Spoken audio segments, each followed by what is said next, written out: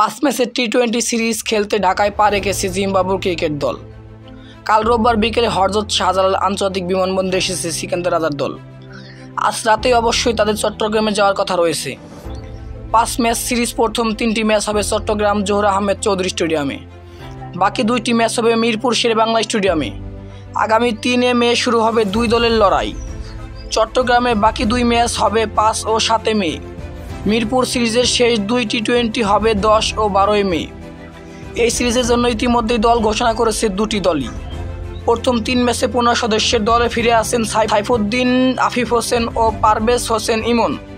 তাছাড়াও প্রথম টি-20তে ডাক পেয়েছেন তানজিদ হাসান তামিম। প্রথম 3 ম্যাচের স্কোয়াডে নেই সাকিব আল হাসান ও মুস্তাফিজুর রহমান। সাকিব এখন যুক্তরাষ্ট্রে আছেন। দেশে ফিরে ডিপিএলে 1-2টা ম্যাচ খেলবেন। এরপর এই সিরিজের শেষ 2টা ম্যাচ খেলতে পারেন তিনি। আইপিএলে ব্যস্ত থাকার কারণে প্রথম 3টি ম্যাচে দেখা যাবে না মুস্তাফিজুর রহমানকে।